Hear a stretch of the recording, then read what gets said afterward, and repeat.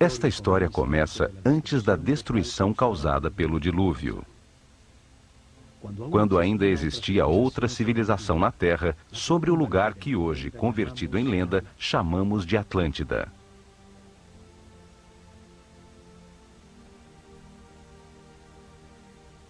Tinham uma sabedoria que era produto da evolução da consciência do homem por milhares de anos. Eram verdades aprendidas sobre o funcionamento do universo e do processo que chamamos vida.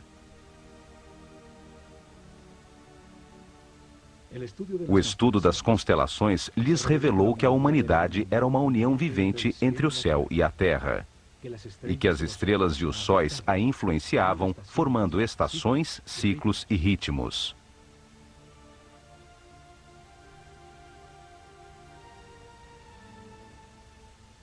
Sábios sacerdotes da Escola de Conhecimento de Narrakal, na Atlântida, descobriram que o planeta estava nos momentos finais de um destes ciclos.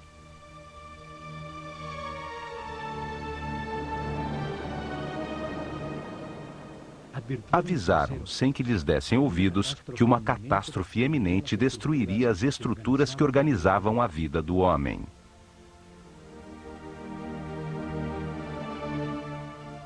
Sem o apoio da maioria da população, construíram alguns barcos fechados por todos os lados e os protegeram com campos eletromagnéticos de forças que podiam penetrar e dissolver a matéria. Comandados pelo sumo sacerdote Chiquitet Arelish Vomalitis, subiram a bordo com suas famílias, alguns instrumentos e animais domésticos e afastaram-se de Atlântida.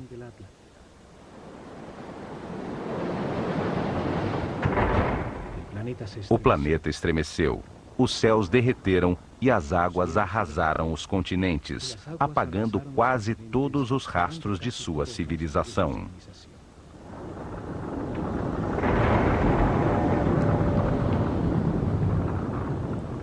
Como evidência próximo ao Egito, foram encontrados uns gigantescos monumentos de pedra chamados megálitos, que por seu tamanho, peso e difícil montagem, revelam uma tecnologia desaparecida, certamente da civilização Atlante.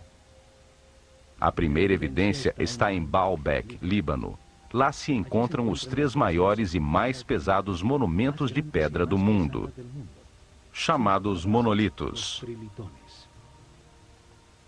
Cada um pesa 1.200 toneladas, mede 25 metros de comprimento, 8 de largura e 5 de altura. O maior peso que podemos levantar com um guindaste é o ônibus espacial Discovery, que pesa somente 150 toneladas, 1/10 do peso dos monolitos. Não existe hoje tecnologia para levantá-las e muito menos para posicioná-las com tanta precisão.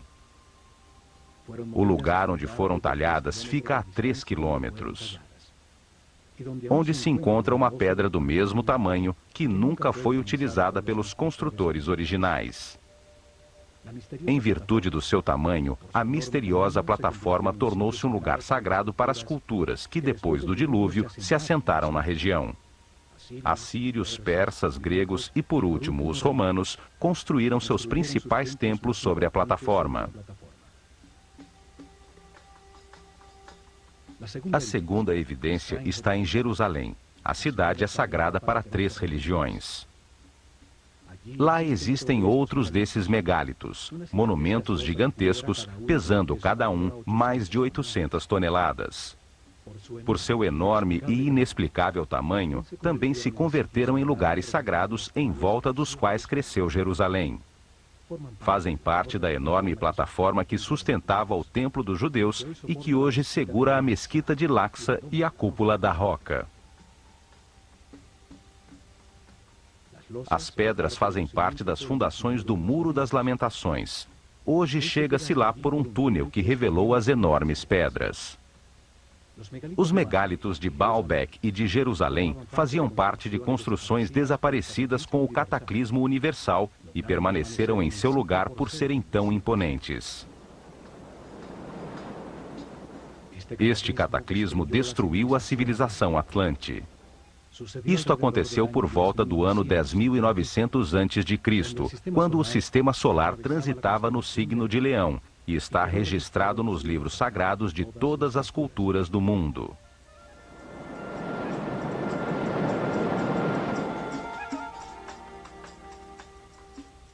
Quando se recuperou o equilíbrio, os sacerdotes sobreviventes ao cataclismo desembarcaram no centro da superfície terrestre, no lugar onde sabiam que afluem as forças telúricas do planeta.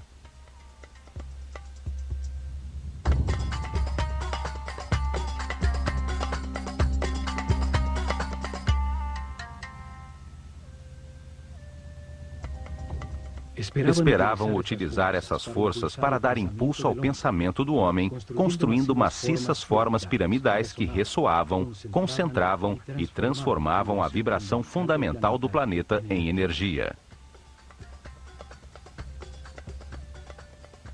Seres muito avançados espiritualmente, que tinham um conceito de progresso que não estava baseado em aquisições materiais, mas em encontrar a paz e a harmonia interior, transformando o limitado homem animal num super-homem.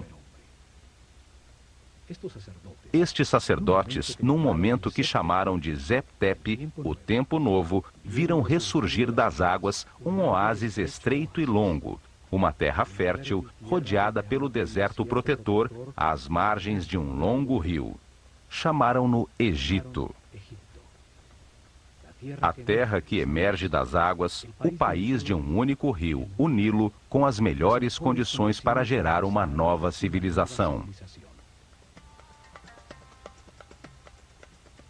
Os sacerdotes viram o cataclismo como uma oportunidade de orientar a humanidade a um destino mais alto e estruturar neste novo ciclo uma sociedade dedicada ao aperfeiçoamento espiritual.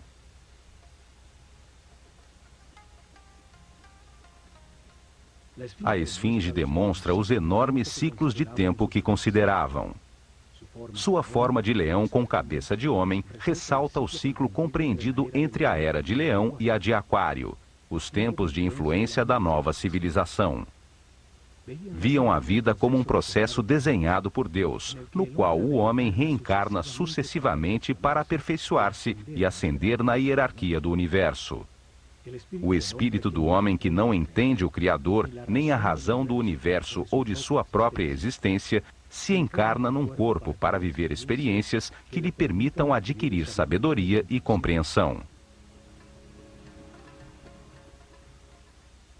O lugar em que reencarna e experimenta tudo tem dois extremos opostos. É um universo polarizado e dual, que permite a comparação entre as partes, para compreender qual é a verdadeira.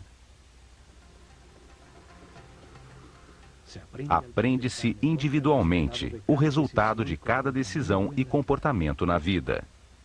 O sofrimento permite entender a felicidade e a angústia permite entender a paz. Ao longo de muitas vidas, comparando os dois extremos, entende-se que a verdade está no centro, na neutralidade do amor. Através da reencarnação, o homem compreende a vida, se transforma num ser que respeita tudo o que existe, compreende que tudo tem a sua função, aceita que todas as circunstâncias, mesmo as mais difíceis, são perfeitas, pois são lições para o aperfeiçoamento espiritual.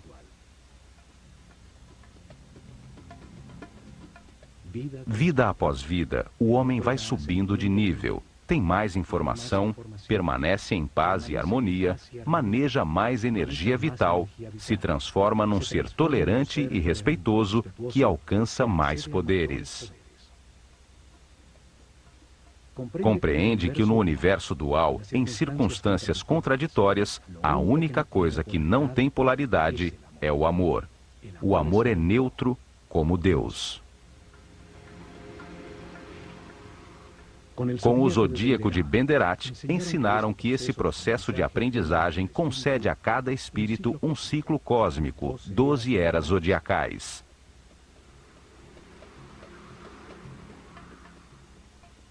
Um giro completo do sistema solar, recebendo a radiação de cada uma das 12 constelações.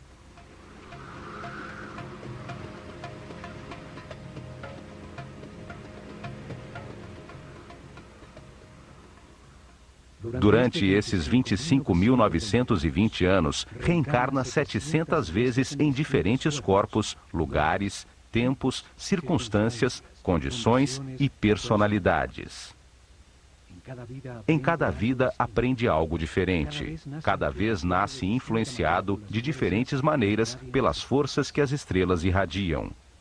Assim, todo ser vivo cumpre um ciclo cósmico, recebendo energia das 12 constelações e a influência dos céus, que marcam ritmos e produzem estados diferentes. Conhecendo a relação deste processo de aprendizagem das vidas do homem na Terra com o movimento do planeta e do sistema solar, regeram os seus planos pelas estrelas. Estruturaram um método para revelar informações sobre Deus, o universo e o processo de aperfeiçoamento durante milhares de anos. Uma forma de mostrar ao homem o que é a vida e para que existe. Estabeleceram fases para revelar informações sobre Deus ao seu povo. Etapas que mudariam com as eras zodiacais na abóbada celeste. Épocas dedicadas a estudar como Deus criou o universo e depois a consciência do homem.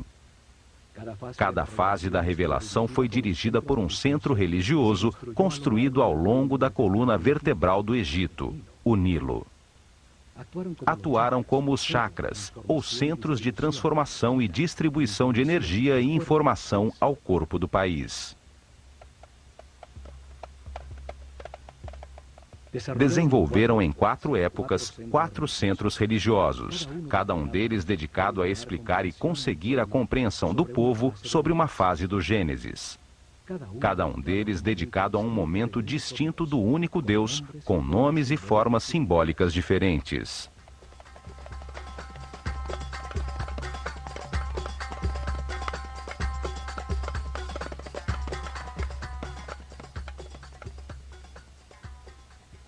O primeiro centro religioso estabeleceu-se em Anu, chamada Heliópolis pelos gregos. Ao começar a Era de Gêmeos, no ano de 6.620 a.C., na época pré-dinástica do Egito. Uma época dedicada à simetria na arte e na arquitetura. Foi dedicada a revelar informações sobre as características, qualidades e significados de um Deus absoluto, o único Deus, a causa original, o todo, que chamaram Atum-Ra, a unidade homogênea, estática, antes de manifestar o universo. O segundo templo estabeleceu-se em Mênfis, ao começar a Era de Touro, ano 4.460 a.C. Foi dedicado a revelar informações de outro momento de Deus, quando manifesta o universo, os planetas e os homens, quando ativa a sua vontade, a sua energia divina e cria a matéria. Essa característica criadora de Deus chamaram de Tá. Durante essa época, sente-se a influência de Mentu, o touro que representa a Era de Touro, em todo o Egito, até no nome dos faraós. O terceiro centro religioso foi criado em Hermópolis, dedicado a Tote. Assim chamaram o único Deus, quando multiplica a criação sobre a terra com a diversidade da natureza, das plantas e dos animais. O quarto centro religioso estabeleceu-se em Tebas, com a chegada da Era de Áries, o Ram, no ano de 2300 a.C. Foi dedicado a revelar informações sobre as características, qualidades e significados de Deus, quando cria a sua imagem e semelhança a consciência do homem. Chamaram-no Amon-Ra. Nessa época, acontece o momento culminante da civilização. Constroem-se centenas de templos onde a imagem de carneiros predomina e os faraós incorporam Amon e Ram aos seus nomes.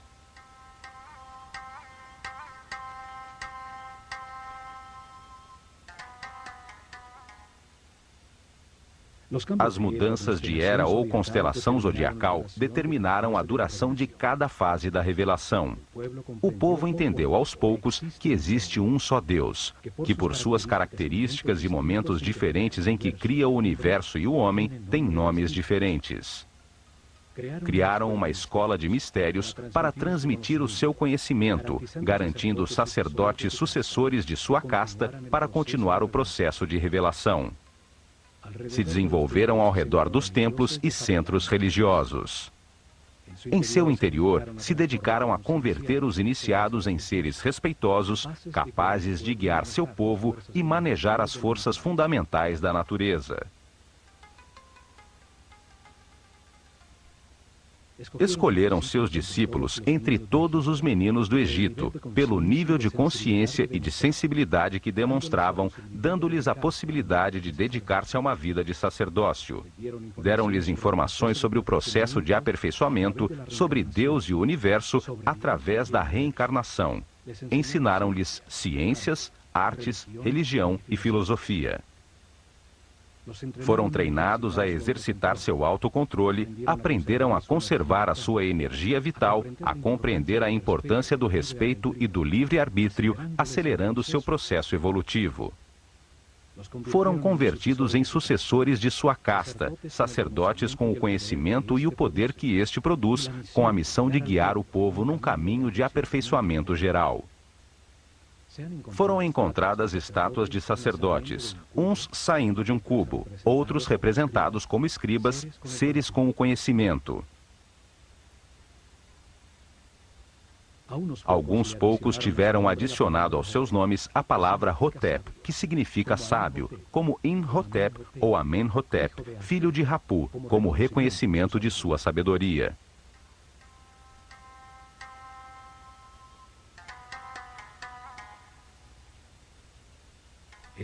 Foi dos templos onde concentraram o conhecimento, o poder, a riqueza material e espiritual que impulsionaram a organização da civilização egípcia.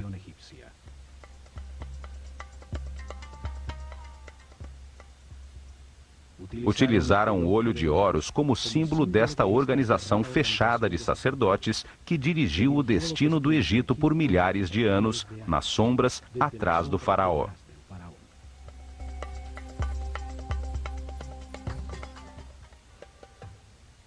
A escola de mistérios utilizou o olho de Horus como seu símbolo, uma assinatura que aparece nos muros de todos os templos do Egito. Um símbolo que traz à mente e evoca o seu significado, sua ação principal, e transmite uma ideia de uma maneira muito simples, além das palavras. Seu significado pode ser entendido milhares de anos depois de ter sido desenhado.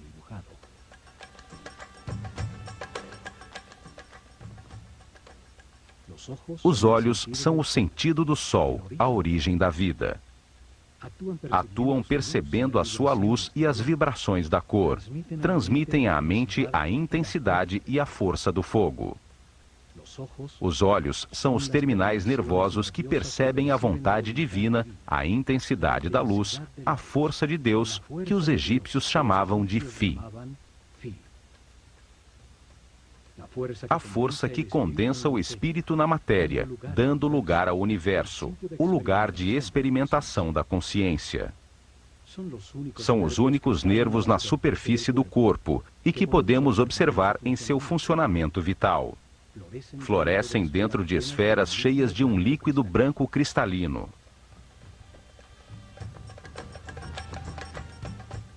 Os olhos simbolizam a dualidade. O olho esquerdo é solar, sensível ao negativo. O direito é lunar, sensível ao positivo e afirmativo. Cruzam a sua informação para produzir a imagem mental correta do espaço. Simbolizam a experimentação da consciência num universo de contrastes, para encontrar a verdade por comparação entre as partes opostas. Reagem à luz ativa do Sol, produzindo na mente a verdadeira luz, a energia vital luminosa. Uma luz invisível que torna possível a inteligência e a compreensão da realidade. Os pássaros evocam a ação de voar, a liberdade sem limitações materiais. O falcão é o pássaro que vê melhor. Horus, o falcão, representa o espírito quando completa a sua aprendizagem na vida mortal e limitada. Quando entende as verdades do universo, porque as verificou em muitas vidas e se eleva sobre as limitações materiais, sobre o tempo e o espaço.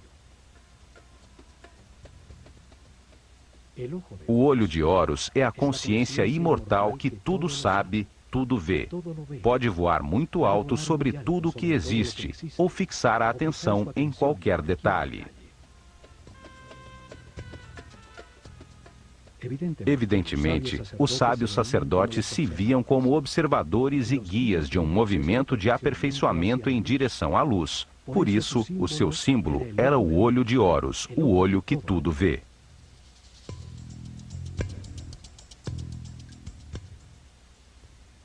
A começar pelos templos, os sacerdotes do olho de Horus guiaram em paz e harmonia o aperfeiçoamento espiritual do povo, revelando informação sobre Deus, o universo e o processo que sofre a consciência do homem.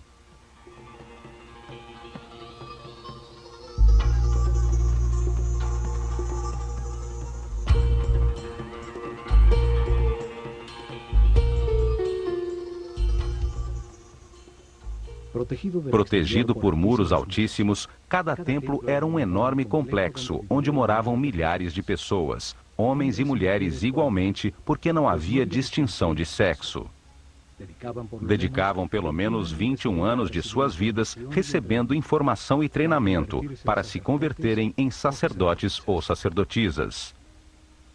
O processo de aprendizagem era realizado em vários templos, onde permaneciam por longos períodos enquanto recebiam as informações necessárias. Havia treinamento correspondente a esse e provas de autocontrole para alcançar outro nível em outros templos sobre o Nilo.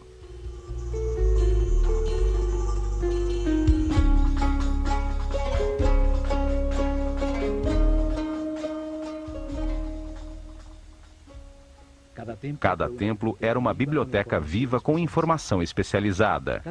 Cada um continha uma lição diferente sobre o universo ou a razão da existência. Cada templo continha em seu interior um tema sagrado distinto, com informações que dão sentido a tudo que existe.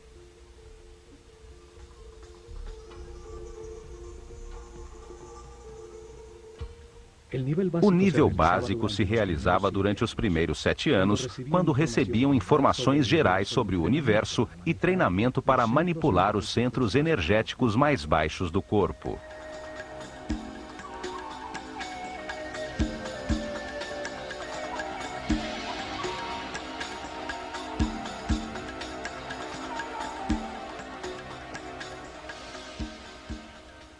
Havia templos como o de Kom Ombo, dedicados a entender a necessidade do universo dual e polarizado, para permitir à mente comparar entre extremos opostos e assim compreender a verdade.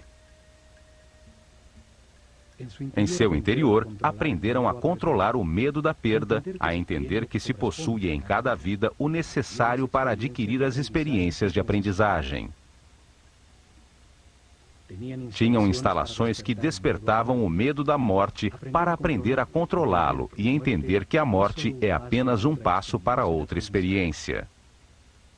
Em túneis com água e crocodilos, grandes alturas, lugares fechados com serpentes, os iniciados provavam a sua determinação.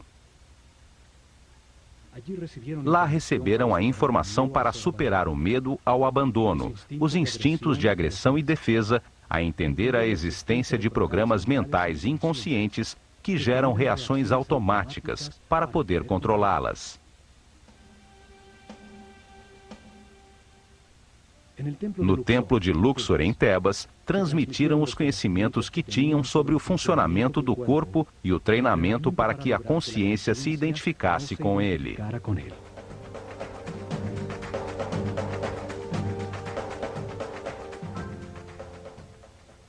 O templo inteiro era como um organismo humano, cada salão representando um órgão com informações nos muros sobre sua função principal, sobre o benefício que o organismo inteiro obtinha ao realizá-la e a sua relação com os outros órgãos.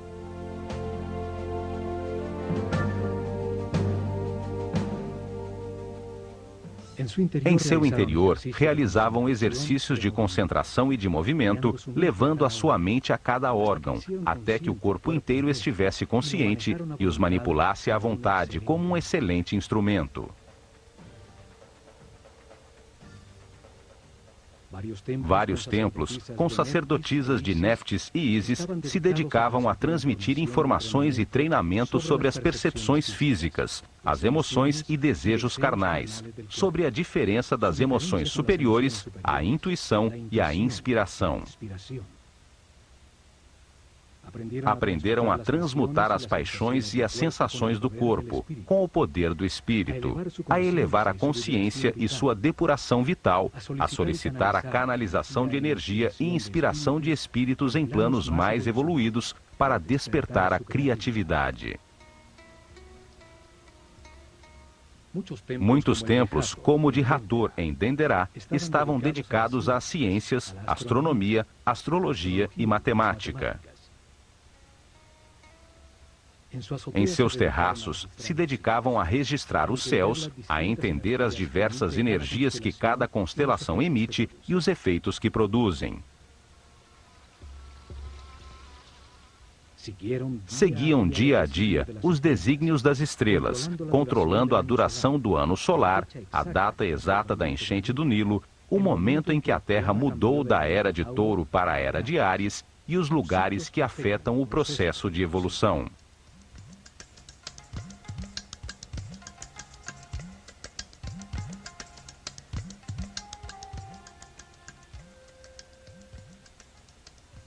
Depois de receberem informações dirigidas à razão e treinamento para controlar sensações, emoções e pensamentos, dedicavam outros 7 anos ao lado direito do cérebro, à inteligência do coração, a encontrar a diferença entre pensar e meditar.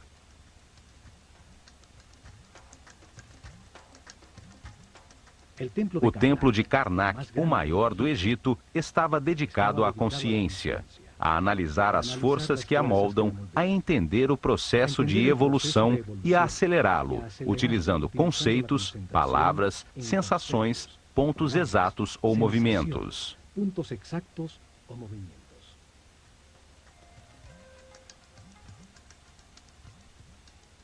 Aprenderam a concentrar-se si mesmos, a diferenciar entre o eu superior e o ego, a identificar-se com um ser ou objeto externo até sentir e transformar-se no que se pensa.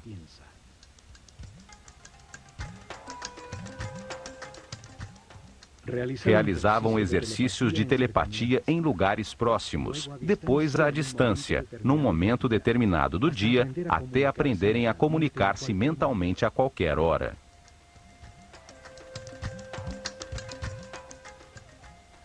Recebiam informações sobre o tempo e treinamento para vivê-lo como um eterno presente.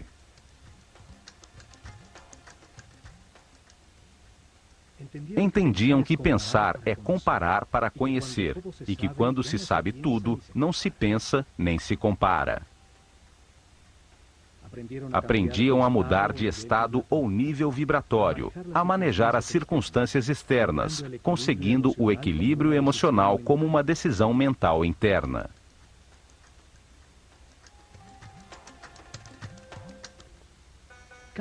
Cada templo continha 3 níveis de informação. Era uma maneira de revelar informações simultaneamente a homens em diferentes níveis ou estados evolutivos. O primeiro nível transmitia informações básicas dirigidas ao povo. Cada templo contava uma história simples, repleta de símbolos e personagens fantásticos. Um drama sagrado facilmente compreensível. As ideias eram expressadas como mitos em forma de história.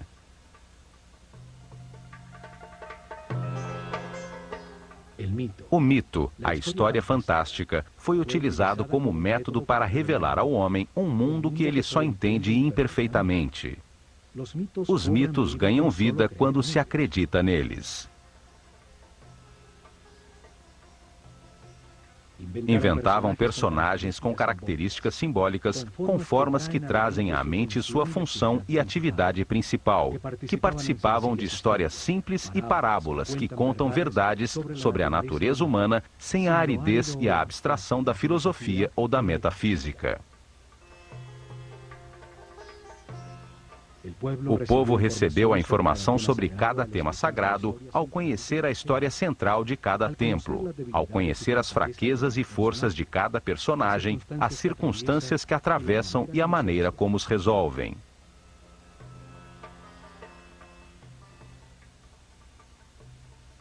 Utilizavam um segundo nível de informação, dirigido aos discípulos, seres com um nível espiritual mais elevado, aos quais se explicava diretamente o mesmo tema sagrado de uma maneira mais concreta e profunda.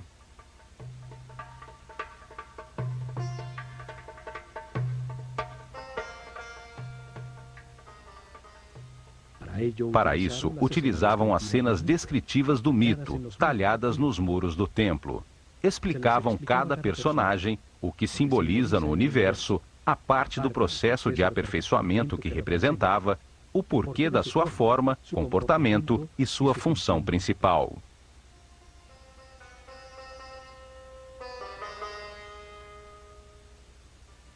A sabedoria dos sacerdotes do Olho de Horus fica evidente na história contada por cada templo e nas formas que utilizavam como símbolos.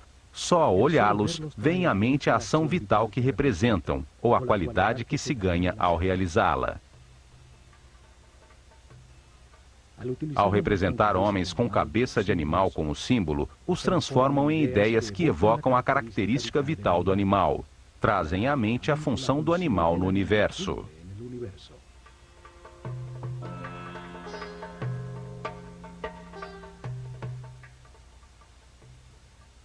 Um homem com cabeça de chacal adquire as suas características, seu instinto de orientação no deserto. Seguindo as suas pegadas, chega-se sempre a terras cultivadas. É, portanto, um excelente guia.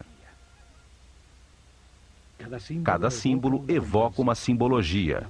A forma simples de um pássaro evoca na mente o voo, a liberdade. Um disco solar sobre a cabeça de um homem fala da sua iluminação, da sabedoria que irradia, da informação que tem, do nível da sua consciência.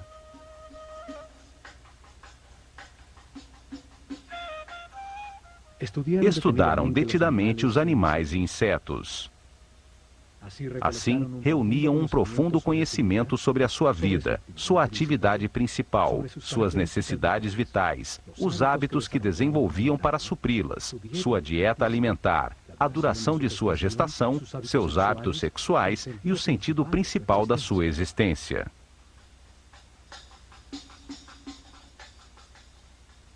Escolheram os animais mais idôneos para representar uma ação vital e o que acontece no universo quando se executa. O processo da lagarta que se arrasta e tece para depois transformar-se em borboleta.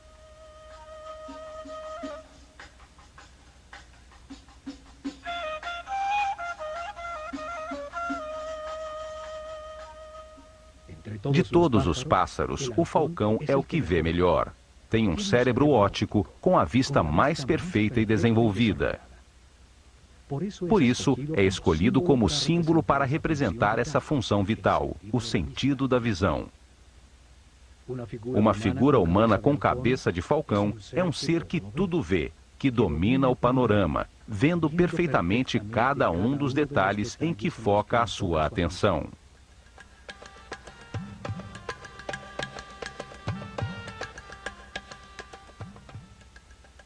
Estas figuras chamadas deuses ou néters pelos egiptólogos que acreditam que o Egito era politeísta e que adorava os animais, representam apenas uma ação vital, um comportamento que transforma e aperfeiçoa. Cada ação importante da vida tem um símbolo que a representa, comunica a transformação que acontece na essência do indivíduo que a executa, o que obtém dela. Um par de braços indica a adoração, um par de pernas a ação de andar, uma boca a ação de falar.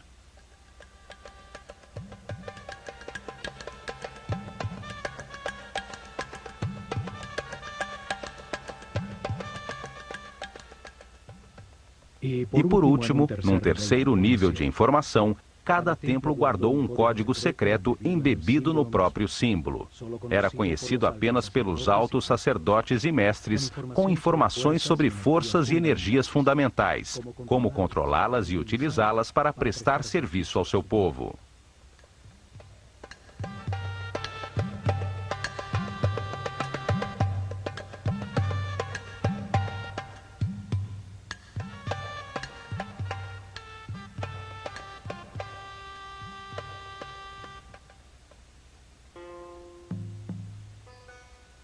Em templos como o de Horus, em Edfu, o sumo sacerdote levou seus discípulos mais evoluídos a deslocar sua consciência no tempo, abrindo o inconsciente para reviver e compreender as vidas passadas em seu processo de reencarnação.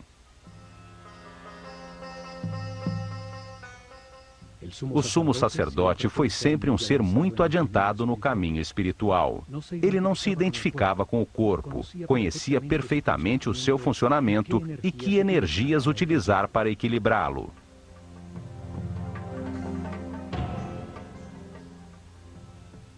Controlava do centro nervoso no alto da cabeça o mais alto nível de energia vital.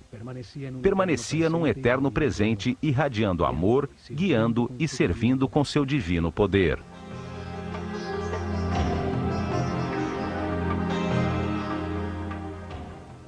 A matéria apenas recebe, se contrai. Dar é irradiar. Esta é uma característica vibratória do espírito. Os seres de cada nível recebem e transmitem aos níveis inferiores. Em seus salões, entenderam que a realidade se compõe de 7 níveis de energia vibratória, 7 correntes energéticas com 7 diferentes níveis de poder ou força.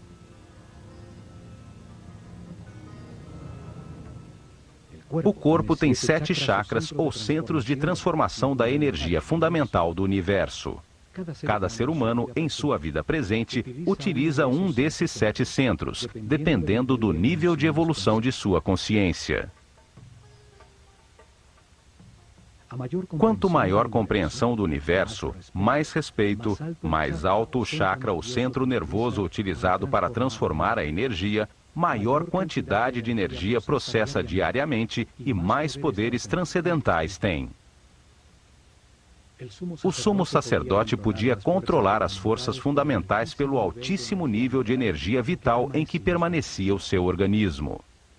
Seu sistema nervoso tinha uma resistência correspondente a esse nível de energia.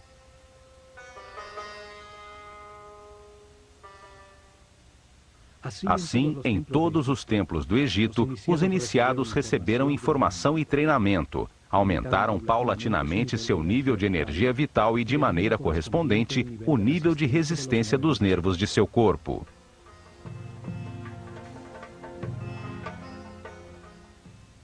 Aprenderam a manter-se em paz, harmonia, a respeitar tudo o que existe, a aceitar a perfeição do universo, para conservar seus níveis de energia vital, no caminho do aperfeiçoamento que leva à onipotência, ao controle de forças e energias superiores. Um intenso preparo físico, mental e espiritual que terminava com o momento de experimentar o tudo e o nada, o manifesto e o não manifesto, e receber numa pirâmide uma poderosa energia que permite vislumbrar o 7º nível de consciência. Durante a Era de Touro, se dedicaram a experimentar uma forma piramidal de tecnologia ressonante, que transformava as vibrações do planeta em energia. Um conhecimento herdado a ser colocado em prática.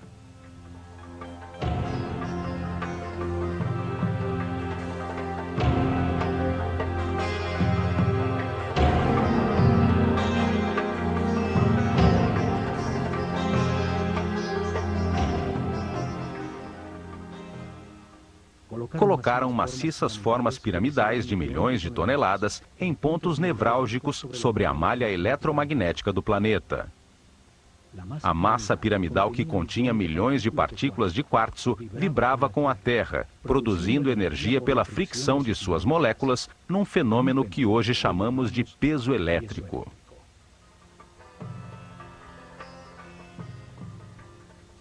Construíram muitas pirâmides, até chegar ao modelo perfeito da pirâmide de Quéops.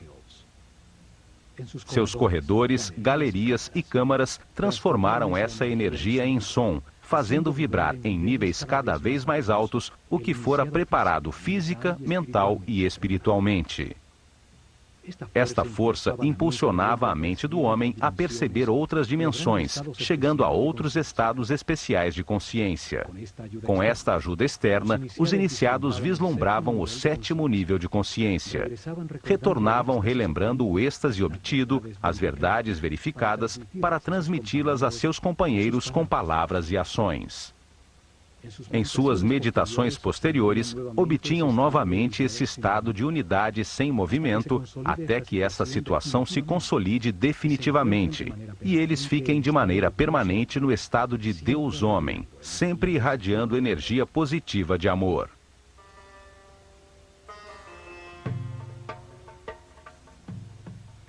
O conhecimento sobre as formas puras do universo, os blocos básicos com os que se organiza a energia e a matéria, foram fundamentais para o desenvolvimento da civilização egípcia.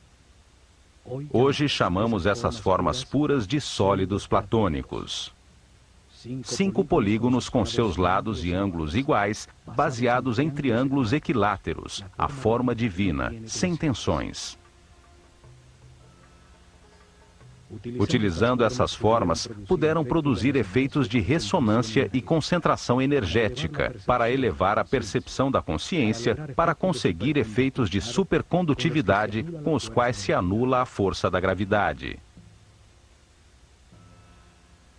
Hoje se descobriu que o planeta tem pontos nevrálgicos, chamados nodos diamagnéticos, onde se pode controlar a força de gravidade do planeta e produzir fenômenos de supercondutividade.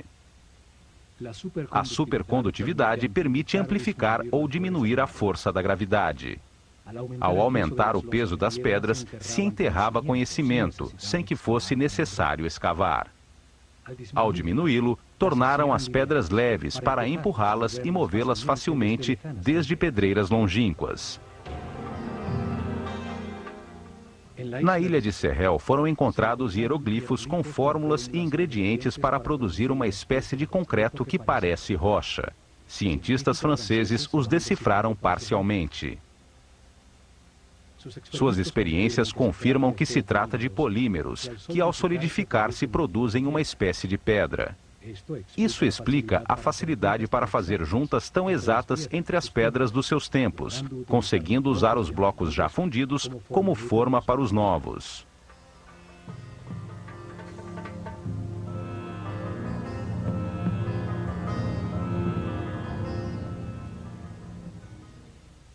Mas o mais importante foi a sua visão de que a vida é um processo desenhado por Deus para ampliar a consciência do homem. Que o espírito do homem encarna repetidamente num corpo para compreender a harmonia pelos resultados de suas decisões.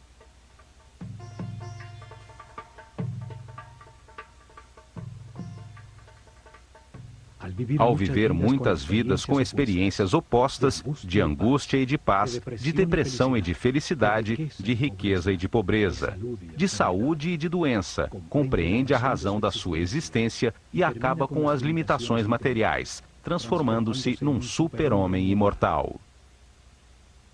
Um ser que não perde na morte a consciência ou a informação acumulada.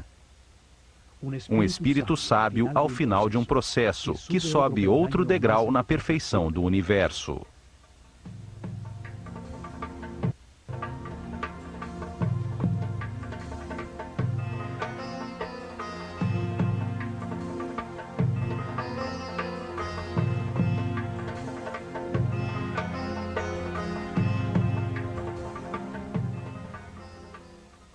O homem reencarna muitas vezes. No princípio, a sua animalidade é dominante. A intolerância e a agressão determinam uma vida de sofrimento. Aos poucos, se enche de dores e, ao tentar remediá-la, deixa de atacar, encontra a paz e, com ela, altos níveis de energia vital.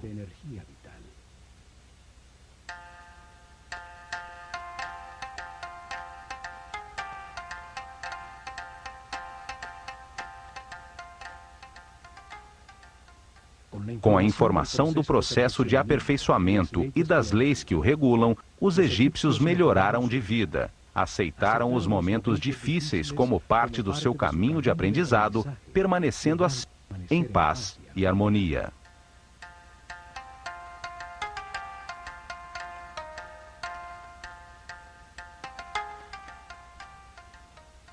Os templos revelaram como homens em um mundo de dor podiam transformar-se em seres sem limitações físicas, com conhecimentos para transmutar a matéria e locomover-se livremente no tempo e no espaço. Entre as contradições de cada vida se aprende algo e se renasce um pouco mais sábio.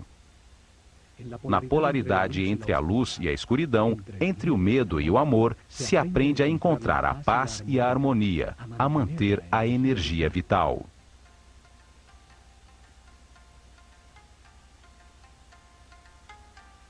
Ao sentir na pele os tormentos e a angústia que produzem a ira, o ódio, o rancor ou a vingança, se compreende o valor da harmonia.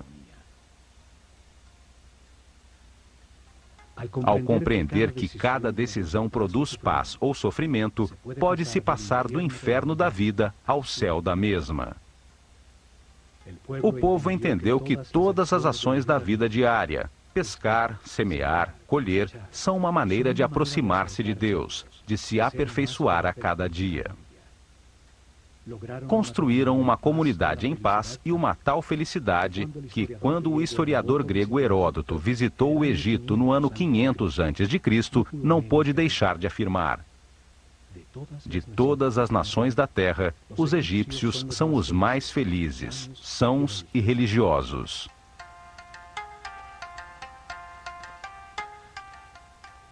Apesar disso, não tinham uma palavra em sua língua que significasse religião. Não viam diferença entre o sacro e o mundano. Viam-se como os encarregados de compreender que Deus, o universo e o homem formam uma unidade manifesta pelo amor.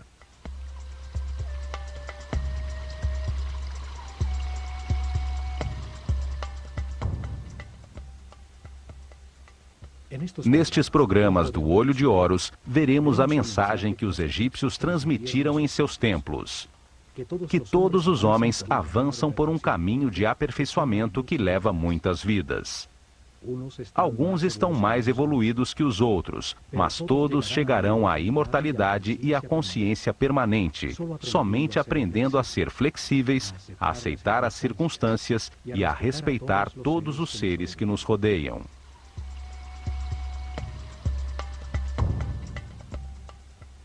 O caminho pode ser de sofrimento ou de paz e harmonia. Depende da valorização do que se tem e de agradecer a oportunidade de estarmos vivos para tomar consciência de que fomos criados por amor.